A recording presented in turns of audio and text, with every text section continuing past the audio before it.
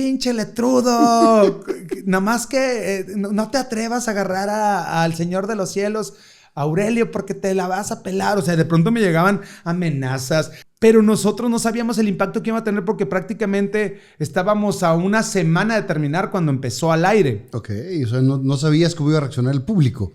Y si he sabido, no les acepto la pinche corbata que le dieron para suicidarse al personaje, güey, porque me quitó la posibilidad de 3, 4, 5 temporadas más.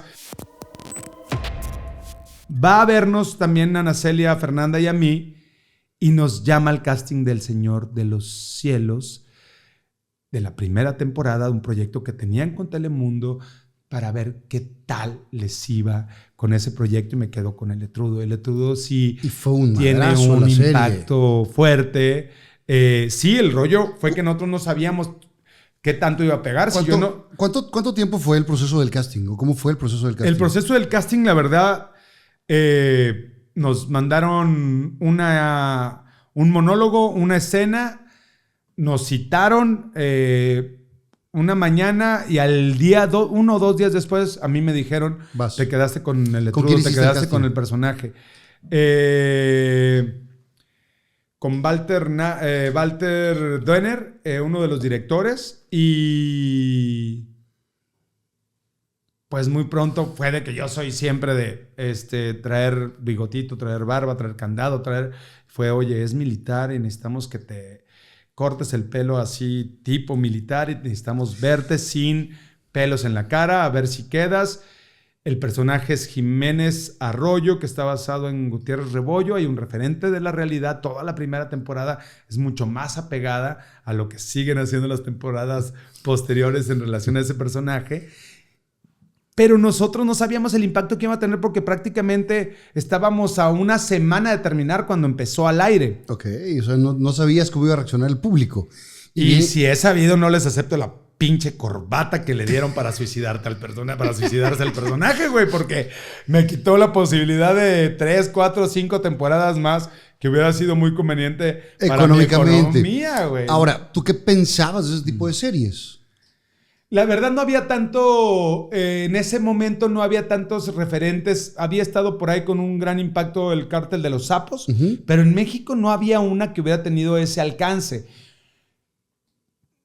No te voy a mentir, güey. No, a mí me parece que la ficción tiene como referencia la realidad. O sea, que no podemos dejar de hablar de lo que sucede realmente. Y hasta se puede quedar corta. Es una mamada pensar que lo que generamos ahí o de lo que hablamos sea responsable de lo que sucede en nuestra sociedad. Es decir, si se hace apología al narco de parte de las televisoras, recordemos que El Padrino se hizo hace cuántos años y es un clásico. Recordemos también que Shakespeare hablaba de Macbeth, de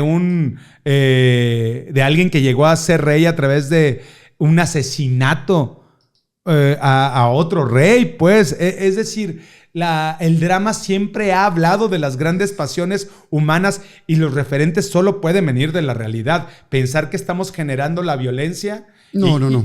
Es me parece que ojalá que tuviera esa penetración, porque también podríamos educar de otra manera o podríamos hablar de otras historias que inspiran y que sea a partir de el buen desarrollo de un ser humano que explota sus talentos y la posibilidad de conectar a partir de otro lugar con crecer económicamente o posicionarse de alguna manera para inspirar a los jóvenes. Pero no es cierto. Es como decir, es que si juegan videojuegos se convierten en personas violentas.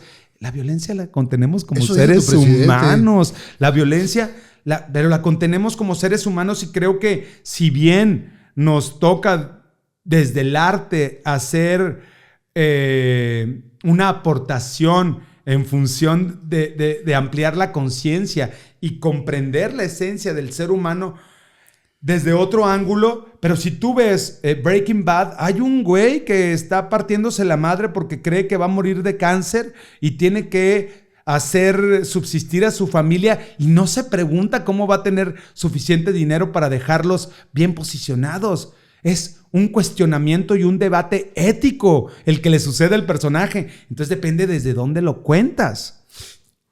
Hablando de esa serie en particular, yo creo que el güey se enfermó de poder y se convirtió, se hizo una transformación, por eso se Breaking Bad. ¿Y cómo? Que ya lo tenía.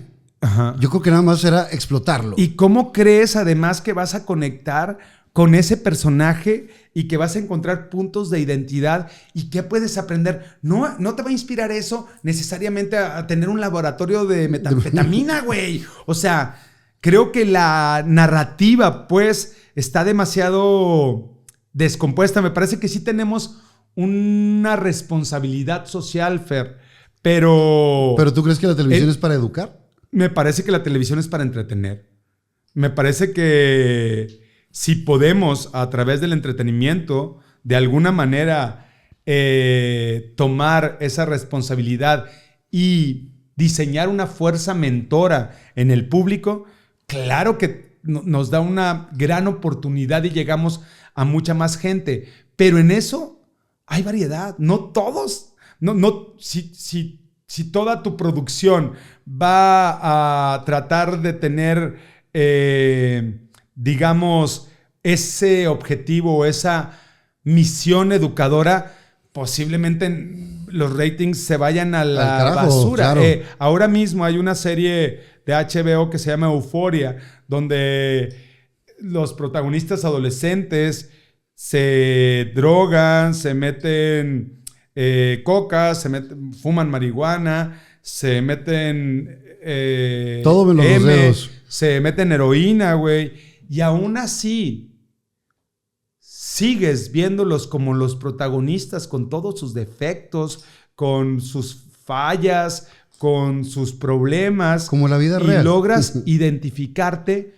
No quiere decir que te inspire a meterte lo mismo, ni que gracias a eso vas a encontrar la felicidad. Me parece que muestran la realidad porque pasa en la realidad y nosotros como artistas debemos ser capaces de sublimarla y de comprenderla de otra manera. Y nosotros ver esa diferencia. El problema es que el discurso que agarra una parte de la población es que qué murero están haciendo, es que qué ejemplo le están dando a los niños, es que no sé qué, cuando pues eso no es lo que tenemos vemos por qué ser ejemplo de nadie, tenemos que contar historias que nos llenen el alma y que nos entretengan y que nos den además alguna posibilidad de reflexión en relación a lo que somos nosotros. Totalmente. En la televisión, creo que el teatro sí puede tener otra función. Totalmente. Pero la televisión es un negocio. Se trata de generar billetes. No funciona, se va. Y las fórmulas han estado durante mucho tiempo muy desgastadas en un lado. Se trata de hacer un reflejo de la realidad en otra y vemos por qué pegan ese tipo de cosas. Por qué a la serie del Señor de los Cielos o la serie del Chapo y demás, y empezamos a idolatrar o se empieza a decir qué chingón ese güey, y dices, ay cabrón, traemos un mensaje medio raro, ¿no?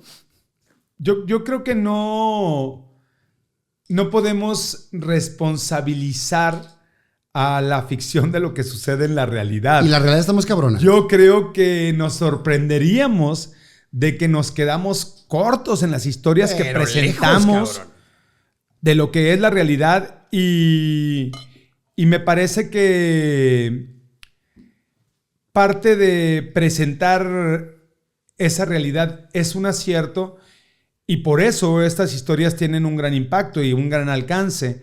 No sabíamos que iba a tener ese resultado, no sabíamos que iba a tener ese nivel de penetración. Los Estados Unidos era impresionante, me tocaba viajar a Los Ángeles o me tocaba venir a Reynosa y pasar a McAllen.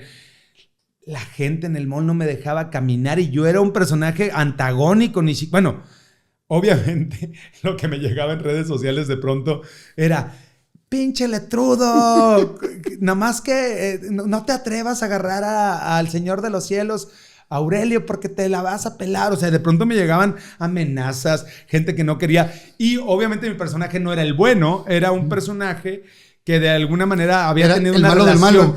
Era el malo del malo, era el antagónico de la primera temporada. Entonces, pues desaparece al final de la primera temporada.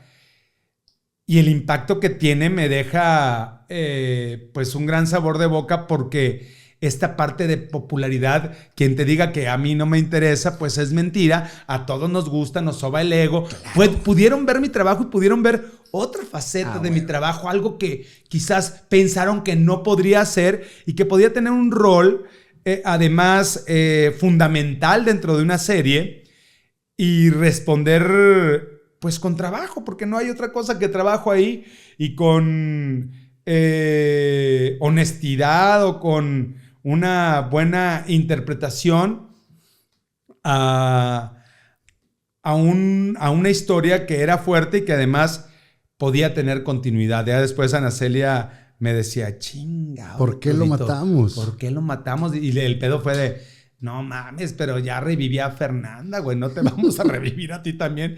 Te chingas, güey, ¿no? Entonces Ana Celia fue así de, te chingas, y en ese te chingas, pues te aparecen otras posibilidades, nuevos proyectos.